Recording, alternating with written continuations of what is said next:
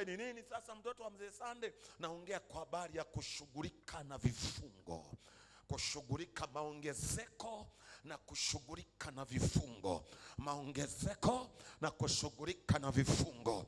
Umeshaandika tayari hapo? Umeshaandika tayari? Nataka tushughulike na vifungo hapa. Nisaidie kuandika maana ya vifungo, maana ya kifungo au maana ya vifungo. Tukimbie haraka haraka kwa jina la Yesu. Namba moja, nini maana ya kifungo sasa? Kifungo ni hali au mahali ambapo mtoto wa Mungu au mtu anapoteza uhuru wake na kusababisha kutumikishwa kinyume na matakwa yake. Kwa hiyo kwa lugha nyepesi, kifungo ni hali ya kupoteza uhuru na kutumikishwa kinyume na mapenzi yako au kinyume na matakwa yako. Hutaki kabisa, hautaki, kuna tabia fulani hutaki, lakini unashangaa unafanya. Nienda na mimi taratibu hapa.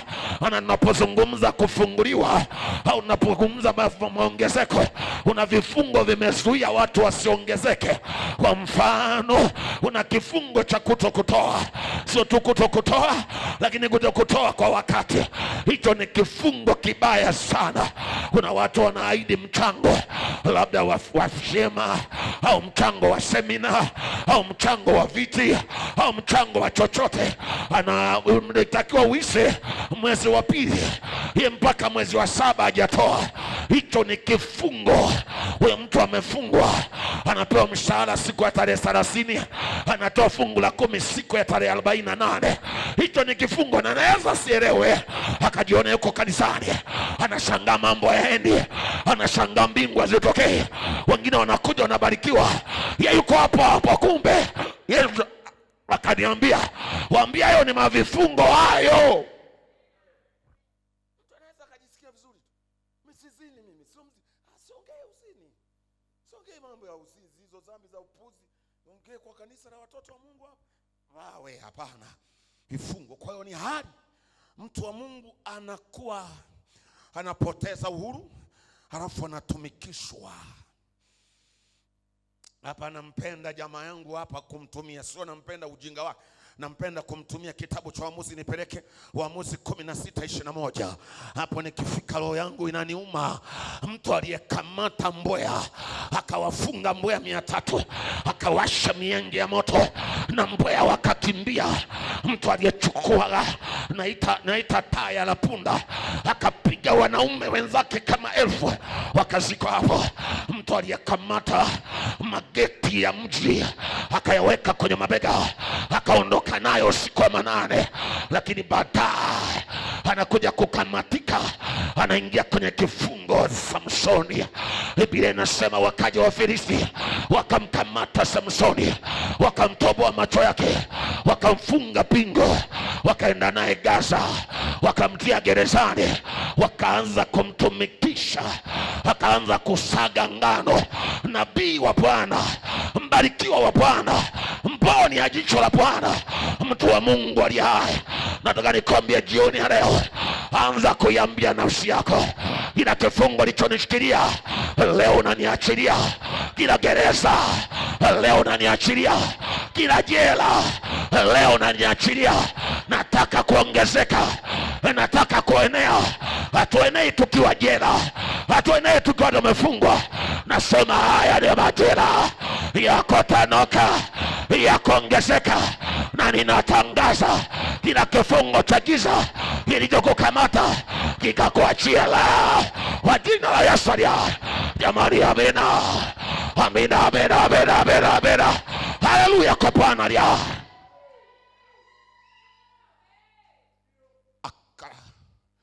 Wakamshusha, wakamsagisha ngano, wanamtumikisha. Atamani kusaga ngano, lakini anatumikishwa kinyume na mapenzi yake. Anapoteza uhuru, unawekwa kwenye jela. Kifungo labda hata ni kafaida. Ngoja niongee. Kabiashara kasikokuwa nako ni kifungo. Ngoja niongee vizuri hapo, usije ukarelax. Uko kwenye kifungo, lazima vipasuke kwa jina la Yesu aliye hai. Nasema lazima vipasuke kwa jina la Yesu aliye hai. Kuna maisha umeishi ukafikiri ndio maisha yako. Hapana, hayo sio maisha yako, sio maisha yangu. Sisi ni watoto wa mfalme Yesu. Sisi ni watoto wateule. Tumebarikiwa. Baba yetu yu hai. Baba yetu hajatuacha yatima, hajatuacha yatima. Yesu wa kanisa yuko hai. Yesu aliyobosi yuko hai. Amesema haya ni majira ya maongezeko na vifungo vitapasuliwa kwa jina la Yesu aliye hai. Hali ambayo mtu anatumikishwa, ningeweza nikakupeleka mbali. Wewe uko hapa na kuna vitu, kuna vitabia, kuna dhambi zinakutesa bado, unasema nataka niache lakini siwezi. Mwambie Yesu leo, hili kongamano la mzee Matondo ametuwekea na Yesu wake, hili Yesu nifungue kwa jina la Yesu. Paulo anasema yale ninayoyataka kuyafanya. Ile Warumi sura ya 7 andiko hilo ananijia sanda Roho Mtakatifu. Ile Warumi sura ya 7 mstari wake wa 15 mpaka wa 19 anasema lile ninalolitaka kulifanya siliwezi. Lile ninalolichukia ndio nalianza nalo. Unasema wiki hii nitaacha uongo, maneno. Alafu unashangaa ndio unaanza. Unasema wiki hii nataka nianze kufunga. Ndalisindikiza kongamano na maombi. Unashangaa saa 7 usiku njaa inaanza kuuma. Saa 11 unatafuta mkate, uko wapi? Unatafuta kiporo. Yale nalotaka sijui nifanyalo, lile nilipendalo silipendi, bali lile nalochukia ndio nalolitenda. Huu ni kufungwa. Yale mema unataka uyafanye ufanye. Unasema natamani kabisa kesho tena, tangu ulipopata habari mama amepata shida kidogo, natamani nimpelekee supu, ila hujapeleka supu. Yale unayotaka kuyatenda uyatende. Unasema natamani nipite, napita nyumbani basi hata kama na machungwa tu, hujapeleka machungwa. Hivyo ni vifungo, usijitie moyo. Hivyo ni vifungo. Usiwaze mambo makubwa lakini unaangalia na madogo. Nini maana ya kifungo? Nikimbie na wewe haraka. Nini maana ya kifungo? Nikimbie na wewe haraka. Nini maana ya kifungo? Namba 2. Kifungo hapa ndipo pananiumiza na mimi kwa jina la Yesu. Kifungo ni mahali pa mateso, ni mahali pa shida, ni mahali pa huzuni, ni mahali pa taabu, ni mahali pa uonevu. Kifungoni au kifungo ni mahali pa mateso, ni mahali pa taabu, ni mahali pa maumivu. Andika tu nitakusubiri. Na media ningetamani basi tu ungetakiwa mnawadopa dondo. Ni mahali pa mateso, ni mahali pa maonevu, ni mahali pa kuonewa. Ndio maana Mungu anafungua kinywa chake leo, kabla ya maneno yote anasema wanyonge nitawaondolea, itasikiwa tena shukrani, hamtaonewa. Nami nimekuja nikwambie kwa jina la Yesu, hatutakuwa wanyonge milele, hawatatutema mata milele. Tunakataa huzuni tena, tunakataa kuonewa tena, tunakataa kutumikishwa. Sisi sio watumwa wao. Usijipe, usimfe moyo, jipe moyo mteule. Baba yako anakuasia mema. Baba yako ameniambia ni majira yako, lazima utatanuka, lazima utaenea. Atakuongezea neema, utashangaa umevuka.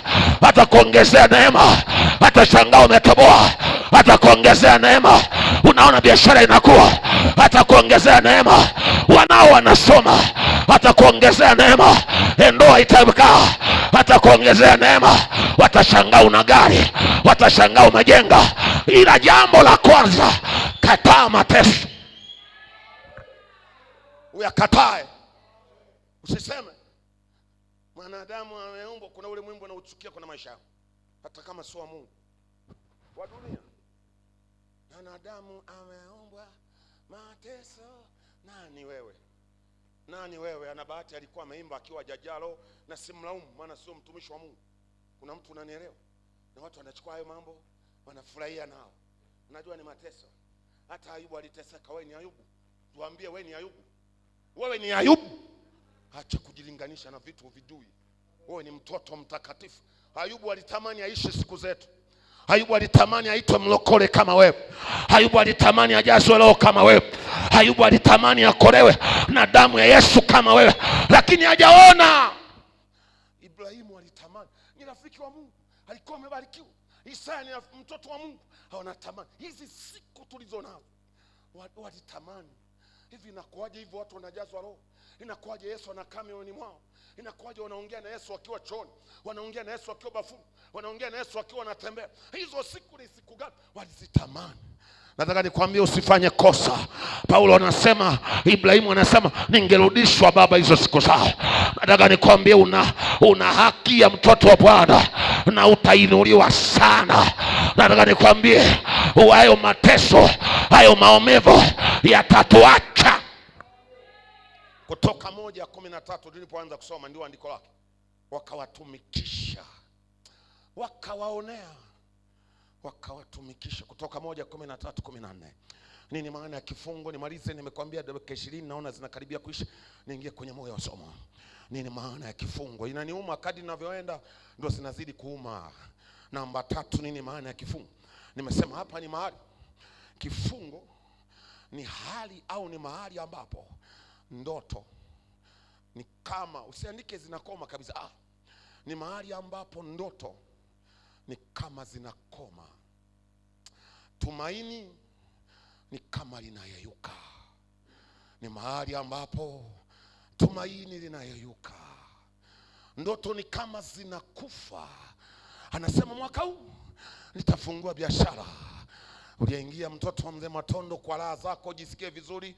Shetani asikwambie wewe ni mtoto wa Mungu, kaa vizuri. Tunashughulika na vifungo. Utaangalia kwa mwenzako, alafu na wewe unaandika bangalo pointi 2-5. Nimesema kifungo ni mahali ambapo wenda nikamgusa Jumapili, sijui Mungu ananipa nihubiri nini. Yohana Mbatizaji aliyembatiza Yesu, Yohana Mbatizaji aliyetembea na upako na neema soko ya kawaida, Yohana Mbatizaji aliyekaa porini, hakuwa na vyombo, hakuwa na mkutano, sio hakuweka matangazo, lakini watu walienda. Alikuwa na Mungu mkubwa, alikuwa na neema kubwa. Watu walienda wanalia, tufanye nini? Tutubu tupate uzima wa milele. Walienda wanataka toba. Lakini alipokuwa kwenye kifungo, kwenye mateso, kwenye kifungo, Yohana anawaambia wanafunzi wake, nendeni kwa Yesu mkamuulize ni Yesu yule yule au tusubiri mwingine. Cheza na hiyo maneno. Yohana, wewe unauliza maneno hayo? Kifungoni tumaini linayeyuka. Mama yangu, wenda uko hapa, dadangu au kaka, unasema nahisi nikuja kusindikiza watu duniani. Mzee Matondo anatuambia tunaongezwa, tutaenea, tutabarikiwa, tutaongezwa kwenye hela, tutaongezwa kwenye masomo, tutaongezwa kwenye huduma, tutaongezwa. Mbona kama na mtoto wake Gregory unatutania? Hatukutanii hapo mahara huko unajisikia Mungu atakuchomoa. Luka sura ya 7 mstari wa 18 na 19 na upendo wa 19. Natamani TV weka hapa watu waone. Luka 7:18 na 19 ni mahali ambapo tumaini ni kama linayeyuka.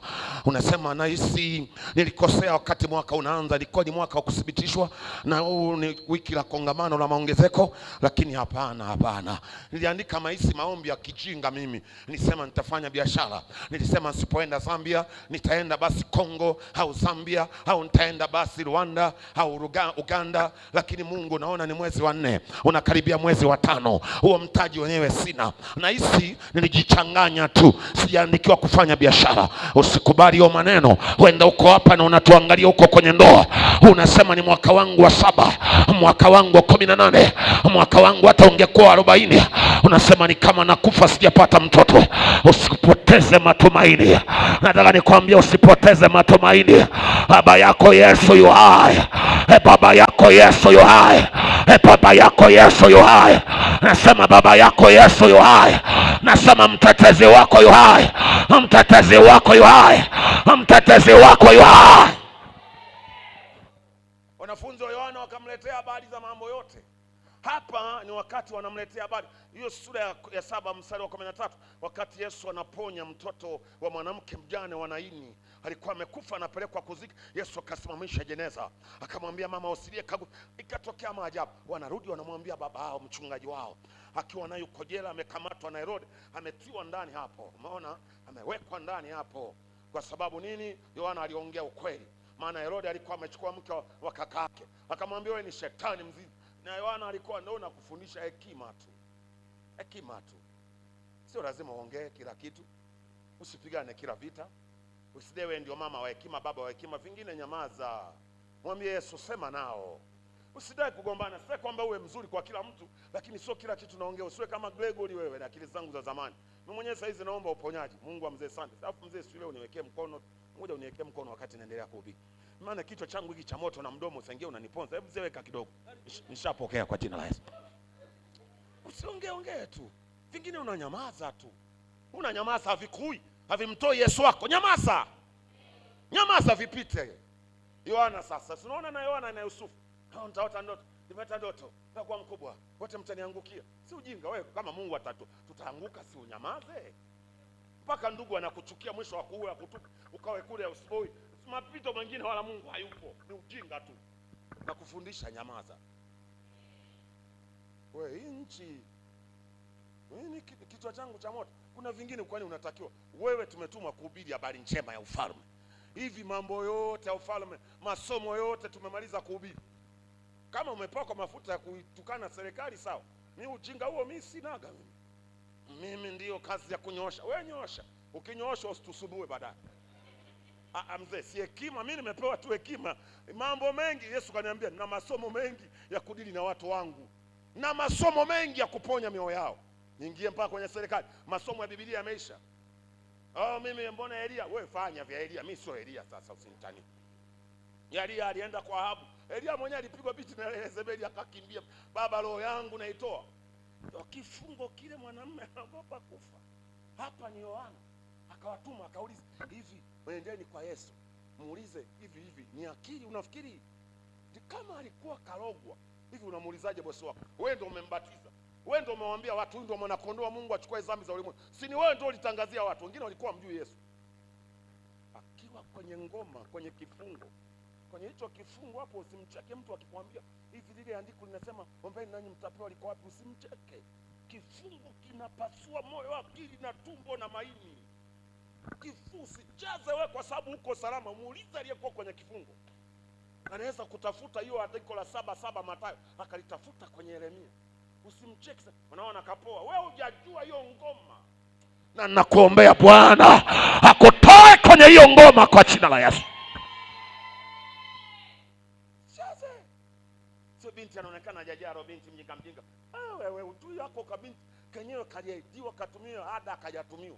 Kajidiwa katumia matumizi akajatumiwa. Na kaona kamekaa kimara. Kama kuja kanisani kulia kujimwaga kafe hapo akana msaada. Sasa unakaona. Sisi tunaomba hata kaombi. Wewe nani wewe? Wewe ni malaika wa kuchunguza maombi. Hebu nikuache kwanza. Hebu ni Mungu nisaidie mdomo wangu ushaombewa na baba. Baba kashaniombea. Mungu mdomo huu. Hai. Namba ngapi? Namba 4. Namba 4. Baba kashaniombea Mungu mdomo wangu mimi. Namba 4. Kifungo ni nini sasa? Ni mahali pa kusahauliwa. A forgotten place. Wewe niongea vizuri. Inauma nyewe watu, mimi najua kifungo hiki. Sio na wahubiri. Kwenye uchungaji huu. Sio mwaka jana, sio miaka 10 iliyopita. Mzee Sande, niombee mwanao. Unaweza ukawa kwenye familia, ndugu zako wanaolewa au kuna msiba, hawakupi taarifa mpaka wanakaribia kuzika. Sasa wananionaje? Tulia tu. Mwambie Yesu, nisaidie hivi vifungo. Wamenisahau. Kuna siku hawatafanya jambo mpaka wapige simu yangu. Habari njema sijawaambia, sijatoa ushuhuda kumbe. Nao nipige simu, ngoja nipige simu kabla atapokea. Ngoja nipige simu live. Jana silikuwa tunaombea huduma ya malaika. Kakaangu kwake walivunja wakachukua pesa. Analia, mke wake analia. Nikamwambia neno moja tu. Mungu aliye hai atatuma. Na hapa nilisema tena, tunatuma malaika waende wakamkabe, awe ni mchawi, awe ni kibaka, arudishe hela. Ananipigia usiku ananiambia nigoma kulala mpaka nikupate. Naambia nini blaza? Mimi mpaka naona Mungu malaika amejibu au hajajibu. Haya mambo mengine mdomo mimi. Mtoto wa mdomo mtoto mzee Matondo, Mungu nilehemu. Nimwambiaje malaika wataleta hela zako? Kwa nini nimwambia? Anaambia mdogo wangu mchungaji, wamerudisha hela. Huyu Mungu wetu anajibu kwa moto. Mungu wetu yupo wenye watakatifu. Mungu wetu yupo watakatifu. Atuhubiri story hapa. Mzee unaniruhusu? Ngoja nitafute gebo hapa. Nitafute kakangu kabisa. Hii hapa. Ngoja upokee simu. Ngoja nikuoneshe wewe katika jina la Yesu. Mungu wa hii madhabahu yupo nyewe watu. Mungu wa huyu mzee yupo nyewe watu. Nyewe watu sio anasema shuhuda hizi zilitokea mwaka juzi. Yupo Mungu aliye hai. Yupo Mungu aliye hai.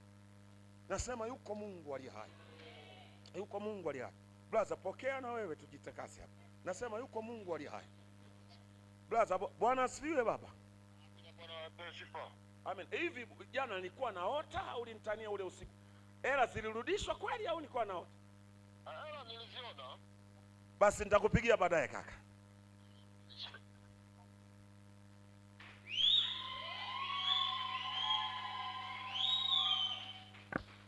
Kifungo ni mahara pa kusauliwa. Uko chumbani, unaweza ukashangaa hii dunia ina mambo. Watoto wako wakuzaa, ndugu zako wanapika ugali kwako, wanakula na maharagwe na unasikia unanukia na nyama, dagazi na ungo. Hawajakuita. Ujue nikiongea vitu vya kusauliwa kama nitakupeleka kwenye andiko. Naomba display hapo media. Kitabu cha Mwanzo 40 mstari wake wa 23. Nikiongea mambo ya Yusufu mzee Matondo, ni mambo ya mbali, tuongee mambo ya kawaida ya kwetu. Watu wanafanya vitu wanakusahau. Unaikuona naweza katokea hata mgao tu, baba amefurahi akasema nimeacha 500 hapo, mgawane na ndugu zenu. Wanagawana, hawakutumia. Ujue hiyo ngoma usirazie damu. Ujue lazima uje kwenye maombi anayotufundisha mzee Sande hapa ya kushughulika na vifungo. Waambie Yesu si hiyo ni dalili ya kufungwa. Kusauliwa ni dalili ya kufungwa. Kwa lugha nyepesi, wakikusahau maana yake umekufa.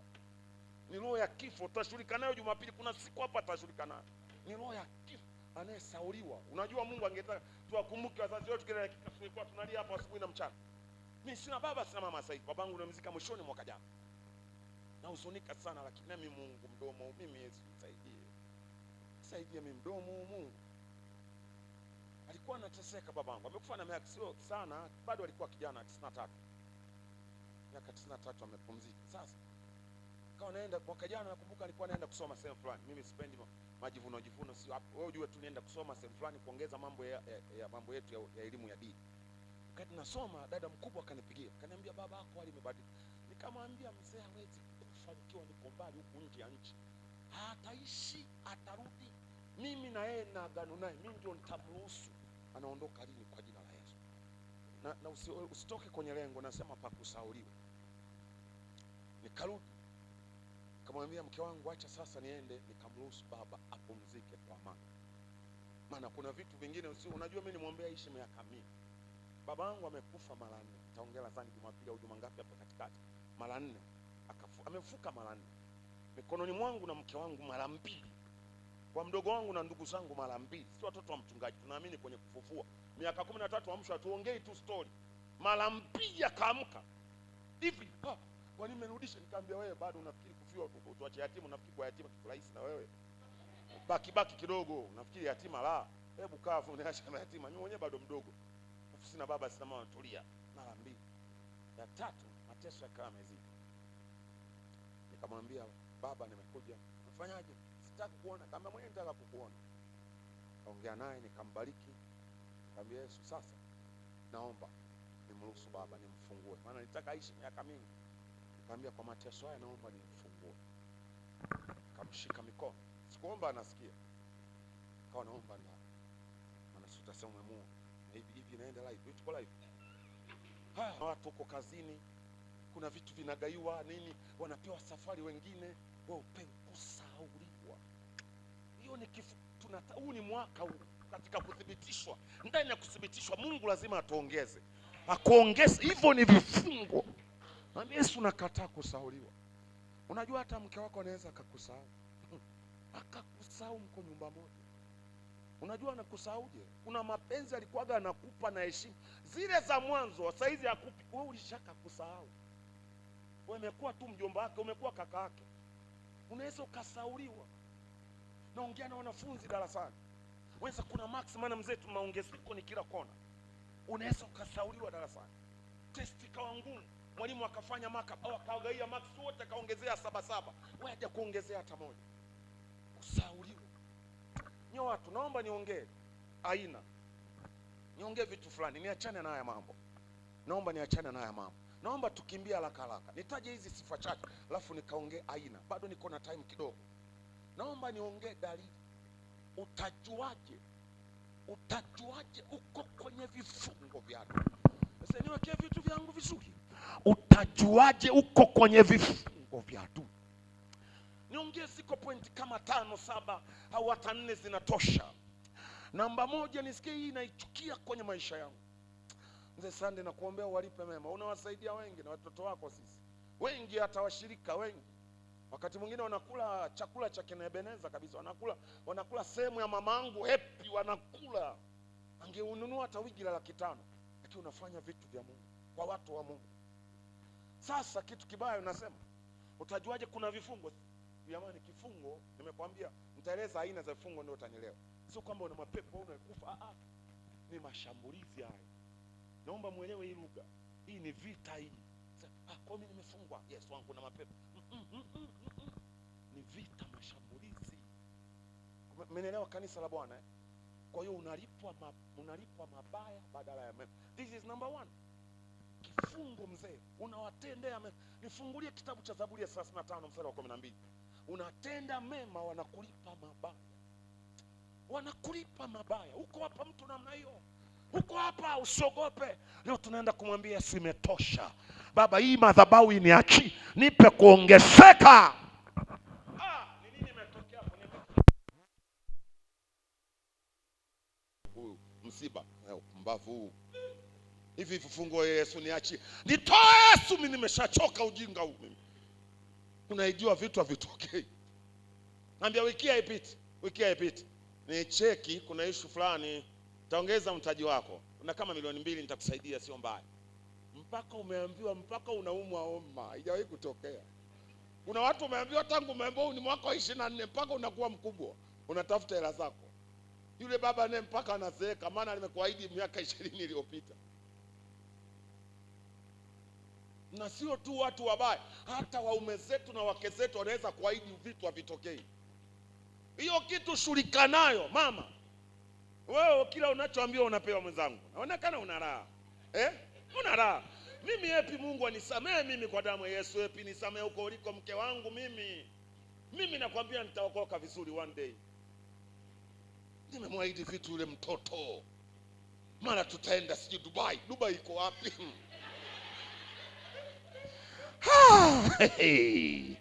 Sasa mimi kwa hiyo nina mapepo. Sio mapepo, yani hiyo vifo.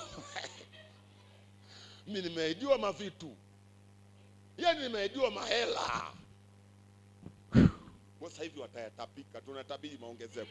Nasema aliyekuahidia chochote cha baraka atakitapika kwa jina la Yesu. Huwezi kutupa hadi hewa sisi. Hapana wewe. Niongee na wadada. Hiyo leo ndio. Omba leo mpaka upasuke hapa msamba pa. Yaani usikubali. Wamekwambia wangapi wanakuoa. Marufuku kuchezea wewe. Wahuni hamtachezea watoto wa leo boss. Wahuni hamtachezea watoto wetu. Wahuni hamtachezea. Kuna pengine pa kuchezea. Sio hapa. Sio wewe. Takuoa. Hamna kitu. Amemwambia anaoa 28, wewe ni wa 29. Akamwambia baba yake, sio wewe. Nasema akamwambia shangazi yake, sio wewe. Kuna mtu ananielewa hapa? Unaidiwa mambo hayatokei. Inauma maisha mzee. Ngoja niongee na hii ya 3 alafu niame hapa, niguse vifungo alafu tupasuke moto. Sasa hii ngapi nimekupata? Zikiwa 3 zinatosha. 3. Ziko 4. Hii ngalo inatosha. Ngoja nikusaidie. Kuna aina ya ndoto zinakuandama. Yaani mtu wa kifungo, ndoto, acha niweke, andika sentence moja. Anaandamwa na ndoto za kifo, ndoto za kupoteza, ndoto za nini? Akiwa anasoma yuko chekechea na sekondari. Vipi hapo? Nitakiwa point, anaandamwa na ndoto mbaya. Za aina gani? 1, ndoto za kifo. Umeota unakufa au unaota unaongea na waliokufa. Hayo ni mavifungo. Yanakwambia wewe hautaenda mbele. wewe mambo yako ni mapooza, wewe mambo yako ni mekufa kufa. Unaota hivyo yani. Hata kama ni mama yako, mi baba yangu hayupo, mama yangu hayupo, akinitokea kwenye ndoto nakwambia nitampasua mapanga. Yani namwambia niache wewe. Unanitokeaje? Ulishakufa, pumzika kwa Mungu. Eti tulikuwa tunapenda hiyo ni madhabahu, hiyo ni mizimu. Tunatokewa na Yesu. Tunatokewa na Roho Mtakatifu. Tunatokewa na Mungu Baba. Jamani, Bwana asifiwe. Mchungaji wako akiwa haikutokea sawa, hiyo nakubali. Yuko hai sawa, sio mfu, hapana. Kwa kuna ndoto za kufa. 2. Kuna ndoto za kupoteza. Unaota ulikuwa kazini, sio kama wewe, ngoja nikuoneshe, unaweza ukapoteza vitu vyako vya maana vya msingi, halafu juu yani unapoteza. Nilikuwa na faili nimepoteza. Nilikuwa sina nini nimepoteza hela. Yani unaona. Namba tatu. Hiyo ndio sipendi. Yani ukiona hiyo sio ya maongezeko, unarudishwa nyuma. Tafsiri tu ya kawaida, unarudishwa nyuma. Yani na utu uzima huu, alafu unaota uko darasa la kwanza. Kijijini wapi? Nipe jina la kijijini kwenu. Wapi? Lupa huko, unaota huko Lupa. Umevaa kaptula na kidumu cha maji, unaenda shule. Unasema leo nimeota ndoto nzuri, nimekumbuka enzi zangu. Wewe umetiwa kwenye kapu wewe. Yani ndoto mbaya. Hizo ni retardation. Yani hizo unarudishwa nyuma kwenye maisha yako. Hapana, usikubali kwenye maisha yako ndoto ya kukurudisha nyuma. Ni watu wa Mungu, naomba niweke pause hapa. Niweke pause, andika aina za vifungo. Haya masifa yako 15 sijui. Ya nini? Acha twende kwenye moyo wa vifungo tukavipasue. Si ndio mzee Matondo hapa tukimbie twende kwenye vifungo. Andika, naogopa kukwambia maana najua. Sasa ningesema hivi, sasa wewe usiandike. Acha mimi nitilike tu zile aina 4. Maana yake Mungu anaweza akamfunga mtu, usiandike. Shetani ndio anatufungaga sana, unielewe. Ndio maana muda wote nilikuwa na balance, sio mapepo kila ukakasema ni mapepo. Mungu anaweza akazuia baraka yako kwa muda. Anajua nikikupa saizi wewe bado mdogo. Nikikupa saizi wewe hauna kifua cha kutunza, subiri kwanza ukue. Sio kwamba tupendi. Na maandiko nikupe zaidi ya 7. Usiandike, lakini nakuonesha Mungu anaweza akafunga mtu. Sitaki cha Mungu, nataka nishirike cha yule mwanaharamu shetani. Nataka Hana, Samueli wa kwanza sura ya kwanza mstari wa 5 mpaka wa 7, alisema hivi, alikuwa amemfunga tumbo. Mume wake anampa mara 2 ya sadaka wakienda huko Shilo, lakini Penina anapewa mara 1. Kwa nini alimpenda? Kwa sababu pia Mungu alikuwa Mwanzo 16:1-2-3-4 anasema mama yetu Rebeka, mama yetu Rebeka, Sara, mama yetu Sara, 16 ni Sara. Sara tumbo lake lilikuwa limefungwa na Bwana. Akamwambia Ibrahimu, kwa kuwa mimi Bwana amenifunga tumbo, ingia wewe kwa ajili upate mtoto. Sasa niache. Kuna aina 4 za vifungo. Nataka tukashirike na mwanadamu. Andika vifungo 4 tukashirike navyo leo. Vifungo 4. Na nitakushangaa ukiwa unaomba leo kisistadu yani. Unaomba kimama umemaliza kazi yani. Baba, vifungo na vibomoa yani. Na vibomoa na vikata. Yani wewe mimi siruhusiwi tu. Ningeweza kukupiga kichwa. Vifungo ni kazi. Tafuta kona yako. Baba, kwa jina la Yesu na vifyatua vinaniachia vifungo hivyo. Mimi ninaongezeka, sitafungwa. Yani ni kazi. Cha kwanza kifungo cha muda mrefu. A long term. Kifungo cha muda mrefu. Nipeleke hapo na maandiko mengi hapo, nikupe angalau moja. Asante media, mnanitakasa mimi mtoto wa mzee Matondo. Asanteni, kumbe hilo andiko lipo. Bwana amenifunga tumbo. Asanteni media. Sasa nipeleke kitabu cha Yohana sura ya 5. Yohana sura ya 5 mstari wa 5 mpaka wa 7 unatosha. Fungua waone hapo. Kuna kifungo cha muda mrefu. Kuna mtu anapambana kupata mtoto mwaka wa 10, mwaka wa 15, mwaka wa 20. Kuna mtu anapambana kujenga mwaka wa 30. Kuna mtu anaongeza nyumba ya 5 ya 6, hata ukichukua miaka 2. Mimi siogopi, lakini mtu yani ndio ya kwanza kiwanja tu, yani miaka 8 anatafuta kiwanja, mwaka wa 16. Mungu aliona haya, Akasema ni majira ya kuwaongeza watoto wangu. Akaweka neno kwa nabii wa madhabahu, akaweka neno kwa baba wa madhabahu, na Mungu amelithibitisha. Tunaenda kutanuliwa na Bwana mwenyewe kwa utukufu wake wa jina la Yesu aliye hai. Kama unaamini nisikie amina kubwa kwa Bwana. Jamani, amina. Palikuwa na mtu ambaye amekuwa wezi kwa muda wa miaka 38. Hivi wewe sio kwamba amezaliwa na miaka 38. Anaumwa na miaka 38, anaumwa ugonjwa mmoja wa kuparalyze. Miaka 38, watu wanakuja wanapona wanaondoka. Watoto waliozaliwa mpaka wanaoa wanakuwa na watoto na wajukuu, yeye bado anaumwa ugonjwa mmoja. Ni kifungo cha muda mrefu. Omba usikie kwa jirani, mama wangu. Omba usikie kwa jirani, dada. Mungu akuepushe. Kuna mambo yanauma moyo. Miaka 17, miaka 20 mtu analia. Ibrahimu alisubiri miaka 25 mpaka Sara anamwambia mume wake kaoe tena. Wewe ingia kwa huyo mjakazi. Unafanya mchezo. Kifungo kinatesa cha muda mrefu. Ila Mungu anatufungua na anatutanua kwa jina la Yesu. Nasema Mungu anatufungua na anatuongeza kwa jina la Yesu. Ningekupeleka Yohana sura ya 9 mstari wake wa 1 mpaka wa 5.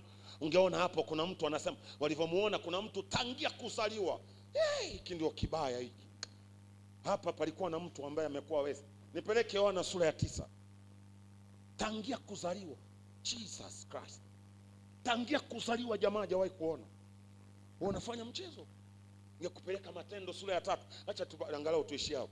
Hata alipokuwa mtu kipofu tangia kuzaliwa. Inatosha nisikuchoshe. Naomba kabla mjaandika, msiandike. Hebu nipeleke media nione. Nataka niwape na ili kuna mtu ameteseka miaka 18.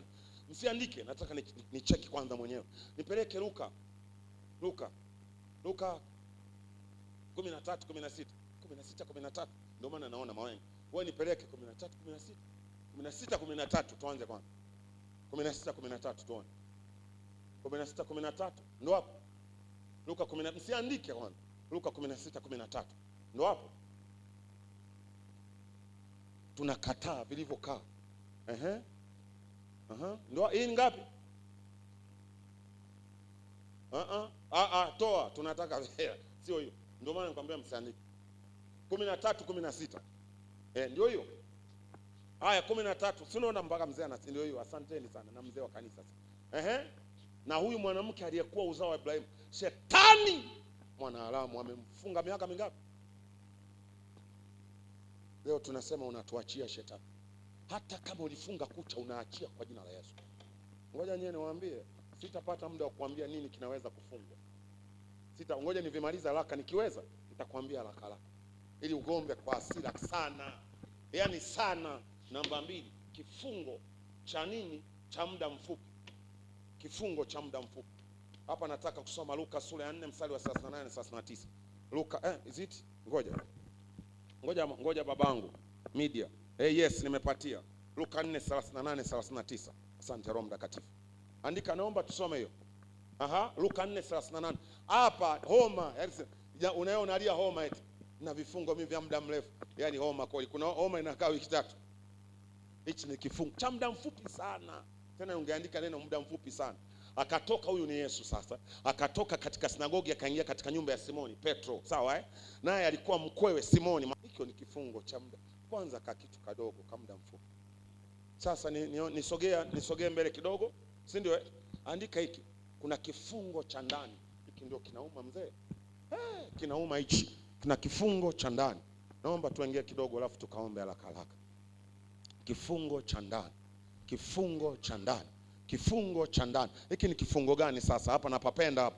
Kifungo, sipendi vifungo hapa, nataka tukashiriki. Kifungo cha ndani. Hebu hii andiko lipo nisaidie. Matendo ya Mitume 16 mstari wake wa 24. Hebu nisaidie. Matendo 16:24. Matendo 16:24. Hata mzee Petro, si ndio mzee unakumbuka? Tukasema tutarudi. Kwanza tusome andiko jipya. Hata kwa Matendo 12 pale alikuwa amemfunga chini ya askari wanne. Yaani huko jela bado yuko tena. Ngoja niosome hii. Naye akisha kupata amri akawatupa katika chumba cha ndani. Yuko jela alafu ndani ya chumba cha ndani. Maana yangu ni hii. Kifungo, yani vifungo vya nini nimesema? Vifungo vya ndani. Hiki sasa ni kifungo zaidi ya kimoja. mtu anateseka na vifungo zaidi ya kimoja. Ndio lugha yangu. Yaani mapito zaidi ya moja, maumivu zaidi ya moja. Yuko jela, haitoshi Pastor Ima. Tena unamweka mtu watu chumba cha ndani Pastor Ima, haitoshi, unamwekea askari wanne. Kwa nini? Si jela, kwani atapaa jela? Yuko jela, muache. Na kuonesha vifungo. Mtu kafungwa, ningekupeleka kwa Samsoni, wamemkamata. Haitoshi ndugu zangu, wanamtoboa macho. Nyie mbona hamna huruma? Mnamfunga na pingu, hamna huruma, mnamsagisha huko, mmemfunga zaidi. Asante baba. Anasema na vifungo vya shaba. Hivi una huruma? Shaba ni nzito kuliko chuma. Shaba ni nzito. Hii hamna huruma. Macho mmechukua, mmemfunga na bado anafanya. Alikuwa anasukuma hivi, sio yuko hivi free. Macho mmechukua, mmemweka jela. Si bado inatosha? Bado tena kifungo, mnamleta mbele ya miungu wenu, mnamfanya kama mdogo wachezee. Jamani, kuna mtu anateseka. Kazini vita, nyumbani vita, watoto vita, biashara vita, ndugu zake vita. Anasema niende dunia gani? Sasa mimi nitakuwa mgeni wa nani? Wewe kusikia tunauliza hiyo sentence. Sio wewe, mimi nimeuliza, sio mara moja. Ninaenda wapi Yesu? Tamwambia nani shida yangu? Ndugu zako hakuna mwenye msaada. Wewe ndio afadhali, na wewe ndio una mapito. Hata nikiwaambia uze viwanja, hawezi kunisaidia. Hamna viwanja vya kuuza. Hii tunaita kifungo cha ndani. Haya ni mapito juu ya mapito. Haya ni mateso juu ya mateso. Niongee kifungo cha nje. Unajua mfungwa yote. Kuna gereza hapa Mbeya, liko wapi? Kuna gereza kubwa najua hapa. Liko wapi? Wapi? Songwe. Liko hapa Rwanda. Sawa. Ngoja niwaambie. Mimi jela napajua. Usiniambie uende kufanyaje. Nimeenda zaidi, hazina hesabu. Usiniambie umeitwa aje. Hiyo haikuhusu sasa. Wewe ujue tu jela napajua sana. Sasa jela yule mfungwa akiwa anaachiwa kifungo cha nje, ndio shetani anatufanyia kanisa Mzee Matondo. Kifungo cha nje, wewe yani kama uko huru hivi, unaweza ukapiga story, unavuka, askari anaweza kukutuma nenda asiu mpaka wapi, magorofani kuna supermarket pale, yani uko free. Wengine hamna, hapa uko na bunduki, wewe usiku na bunduki. Yesu akaniambia hivi, ndio shetani alivyowatenda watoto wangu wengi. Wana shida, ila ni kama wamekaa na kiburi cha uzima, haoni kama ana shida. Baba hujatoa fungu la 10. Fungu la 10 sijatoa wapi? Nitalipa mwezi ujao. Kafungwa ila juu. Kwani wewe Yesu kakubariki mwezi ujao? Sikakubariki leo.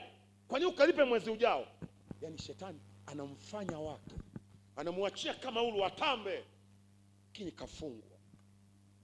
Hasa mimi naomba, na nikiomba nasikia kama nanena hivi, lakini kinywa hicho bado kuna uongo na kuna vitu vigumu anafanya nyumbani kwake. Akija hapa mpaka unashangaa. Yaani anakuachia kanisani, anakuachia ibada zote. Inaitwa kifungo cha nje. Lakini kuna vitu bado vinakutesa na kukutabisha. Inakusaidia nini sasa hii semina hii, kongamano hili likutoe ukaone baraka za Mungu? Haitaji kujitutumua. Sikiliza, tukiwa tunaomba, njoo baba yatakuwa hapa. Mimi na nyingi namwachia mic. Usiseme unabomoa. Ni bora usibomoe, uje upatane na Yesu. Piga magoti yako, mwambie Yesu, sijaja mimi, sitaji kujitutumua na mengi mimi. Kifungo hiki cha nje natamani. Usiseme nishajitakasa, imeisha na umsha majeshi. Ni bora ukamalizana na Yesu. Baba, si mimi nimekuja hapa. I was not joking. Sikuwa natania, nikamwambia baba niwekee mkono. Sikuwa natania. Najua mimi naweza ukawa na ubiri, lakini Mungu anakunyima. Ukafunga. Au unafunga 3 kapu. Kuna kijana ananiambia, baba nataka, nikamwambia nisubiri nirudi. Sasa naingia na mfungo mrefu sana. Wakavu. Nikamwambia nisubiri nirudi. Ulifunga 3 za kwanza. Na hata Jumatatu tunaanza sisi 3 kavu kanisani. Umefunga 3 mwezi huu. Mwezi ujao. Wewe unaomba nini? Kuna kitu gani hakitoki? Kuna kifungo somewhere. Acha tuanze kujitathmini. Kuna mtu unanielewa, watoto wa Mungu? Kuna mtu unanielewa, watoto wa Mungu? Wapendwa, muda wangu umeisha. Nataka tumie hizo dakika 5 tukaombe. Zinatosha hizo dakika 5. Saa yangu, asante Ebe ameniambia tumia hapo. Hii dakika 5 nataka tukaombe. Kabla ya kuomba, uandike vitu hivi. Unatokaje kwenye vifungo? Nakupa tu moja inanitosha. Moja tu inanitosha mimi kwa jina la Yesu. Au 2. 2. Moja kuwa mtu wa rehema. Wewe tafuta tu, kwani shida? Unajua mimi naipenda toba, nitahubiri toba karibu kila siku, na mpaka Jumapili nitahubiri toba tena. Kwa nini nitaianza? Inahisi kuna siku nitarudia ile andiko. Angalia ile andiko, nipeleke Zaburi ya 103 mstari wake wa 3 mpaka wa 5, nikuoneshe nguvu ya toba. Alafu tutaendelea tena, nikuoneshe nguvu ya toba, nikuoneshe toba inaweza kufanya nini kidogo. Wewe kwani shida nini? Wewe jiachie tu kwa Yesu. Mbona mwenzangu mimi napenda kutubu? Mimi kuna maombi naweza nikaingia, siombi hela, siombi gari wala nyumba, nalia tu, Yesu nisamee Baba, nisamee mimi, samee mke wangu, samee watoto, samee kanisa, Baba nisamee. Mengi tu naongea na mimi usiku, unaniamsha sikuamka kuomba. Yesu nisamee Baba. Kuna siku ninaambia nitoe, sijatoa, nisamee. Kuna mtu niambia kabisa nimpelekee, sijapeleka, nisamee Baba, nimekuwa mkaidi. Nalia tu hapo, masaa yanaisha, naamka. Anasema akusamee maovu yako. Ona kitu toba, haupotezi toba. Akusamee maovu yako, anakuponya magonjwa, anakukomboa wewe wako na kaburi, haufi haraka. Anasema subiri hapa, haufi ufi leo. Anasema anakupataji fadhili na kibali ili utanuke mipaka yako, na kuonesha utamu wa toba. Angalia, akusama toba upotezi. Hakuna anayepoteza akiwa anatubu. Hakuna anayepoteza. Kuna unaweza ukaomba ukapoteza, lakini huwezi kwenda mbele za Bwana kwa rehema ukapoteza. Na kuambia unaweza ukaomba ukapoteza, unaweza ukafunga ukapoteza, huwezi ukaa kwenye maombi ya rehema ukapoteza. Never on earth, haitatokea. Anasema akusamee maovu yako yote, akuponya magonjwa yako. Wewe unaomba tu toba, anashughulika na makansa, masukari, si mavidonda ya tumbo, mafigo, mabandama. Angalia hapo, haujata magonjwa yako yote mpaka ya siri. Anasema anashughulika nayo, sio ugonjwa mmoja. Endelea kidogo hapo chini media. Anasema je, endelea hapo. Haukomboa uhai wako na kaburi. Maana anakuambia hivi, wakuchimbie kaburi wataingia wao. Kwa toba yako sitaruhusu ufe kabla ya wakati. Hauondoki kabla ya wakati. Angalia hapa, anasemaje tena? Anasemaje tena hapo? Akutia taji ya fadhili na rehema.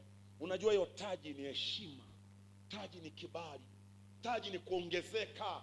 Yaani ndio maana ya kuongezeka. Kwa hiyo rehema inabeba kuongezeka. Taji, unakuwa mtu mkuu, hautakuwa mnyonge, sauti ya shukrani itasikika hapa. Taji, jamani, haleluya. Angalia tena, unarejeshwa. Wakifikiri unazeeka ndio unakuwa kijana. Yaani kijana, yaani mimi baby hapa na bado hapa. Mimi baby, wewe unanionaje hapa? Unaweza ukanikadiria kana miaka mingapi? Hebu kadiria ima. Blaza, kadiria kidogo. Mzee wa kanisa naona unaogopa. Kadiria tu. Mimi baby wewe. Ngoja sasa. Anasema na uzee unarejeshwa. Bwana ndiye anafanya mambo ya haki. Pointi yangu, kuwa mtu wa rehema. Lakini namba 2 ambayo ndio ya maana sana. Ndio ya maana sana. Namba 2 ndio ya maana sana. Kataa, choka. Kataa. Unajua yule mtu, mzee yule mtu, mimi simpendi mtu akonyoane. Yule sitaki mimi. Nimetumia tu neno lake ya kifungo cha muda mrefu. Simtaki, ananiuzi yule. Tanaye mbinguni sitaki hata kumshika naye mkono. Sitaki kumuona mimi yule.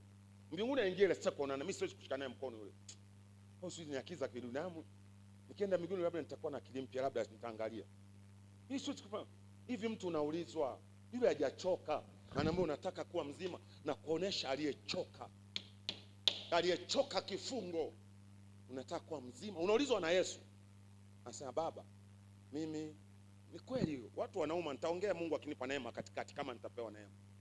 Sasa mimi mtu mtu nikitaka kuongelea, kuna mtu ananiwahi, najua inauma, lakini angekuwa kachoka yule. Najua kuna sehemu ya watu nitaweza nikagusia, lakini yule jamaa nataka kuwa mzima. Dakika hii wewe mzee usinicheleweshe. Hajachoka alionayo. Choka alionayo. Choka. Yaani aliyechoka kuna aina ya maombi anaomba. Aliyechoka kuna aina ya maombi anaomba. Aliyechoka aina fulani ya mateso, kuna aina ya kutembea na aliyechoka kuna aina ya kuomba anaomba. Aliyechoka aliyechoka ni kitu kingine. Wewe muulize Hana sasa. Muulize Hana. Anasema Baba, sauti haitoki pote ile ambayo anaongea. Nataka mtoto. Mpaka sauti haitoki. Mchungaji, vipi wewe? Umeelewa? Mimi nimechoka utasa. Penina kashanikomesha matusi, nimechoka. Sitaki matusi. Choka. Wale Waisraeli wakasema tumechoka tulivyoonewa. Kutoka sura ya 3 mstari wake wa 7 akasema wakalia. Nataka nimije nipeleke Kutoka 3:7 na 8. Nikuonesha choka. Choka. Hujachoka wewe. Hujachoka maskini wewe. Unachagua kazi, hujachoka maskini wewe. Nikipata kazi laki 3. Uwaulize waliochoka umaskini na kuchoka kudharau kukaa nyumbani. Anakuambia hata kama buku nikolazi kulipwa, mimi nilipe hata buku mimi. Unaduka mzee wa kanisa. Wewe hapo dukani kwako nipe hata buku, mimi kuna chai pote ya mbali. Nipe tu hata buku. Lakini kirudi nipe hata marage kilo 1 au robo kilo na wanangu na unga wa kale. Aliyechoka. Na mtu unanielewa? Ukichoka kuna aina ya kilio utalia. Ukichoka kuna aina ya ibada utakuja wewe. Napenda mimi wale wanaokujaga Mzee Matondo, hata imbakie dakika 10 mimi nawaheshimu sana. Wale ndio wanasema, wewe nimechoka kwa kawaida. Kuna mtu anasema, bachelewa ibadani. Mimi hiyo falsafa nilishamaliza. Naambia ujue ametoka wapi, ujue amekutana na nini, amekuja kwangu Gregory ya kuhusu. Wewe sema neno langu. Unaweza ukakaa naye baadaye. Zamani enzi zile kichwa cha moto, akija wewe uliko wapi? Ulikuwa wapi wewe? Unaacha mahubiri wewe, si mjumbe wa shetani vifungo hivi. Nimekataa vifungo. Choka kwa jina la Yesu. Choka kwa jina la Yesu. Hujachoka umaskini wewe. Umechoka madeni wewe. Umechoka kutukanwa wewe. Umechoka kudharauliwa. Blaza, dharau inauma kwa watu. Blaza, dharau inauma. Unaingia dukani kwao wanamwambia wewe ngoja. Wewe upande wako nguo labda kule kwanza seli hatuna. Mimi wasali, si ndio Kwa sina 200 ya kununua nguo yako, si ndio Mbia samani duka hili. Walikwambia bei zetu. Kwani umenionaje blaza? Umenionaje sister wewe? Sister umenionaje wewe? Aliyechoka mimi nakwambia naweza kuchukua hata kaosha damu nikaja kununua dukani kwako. Wewe hujajua mtu aliyechoka dharau wewe. Aliyechoka dharau. Ambia leo nimekuja nataka nguo yako ya bei kubwa kuliko zote. Naomba ya bei kubwa. 800 nataka milioni. Ya choka dharau. Kuna mtu amechoka dharau. Ndio maana mzee ameweka kongamano. Anasema wanangu, maongezeko yanataka uchoke. Yaani lazima uchoke. Ushibe dharau. Unasema nimechoka kusahauliwa. Watanikumbuka kwa jina la Yesu. Ongeza maombi, watanikumbuka. Yusufu akasema wataniita ikulu. Wataniita ikulu. Wamenisahau, si ndio? Nimewatafsiria ndoto zao, wamenisahau. Mungu uko hai.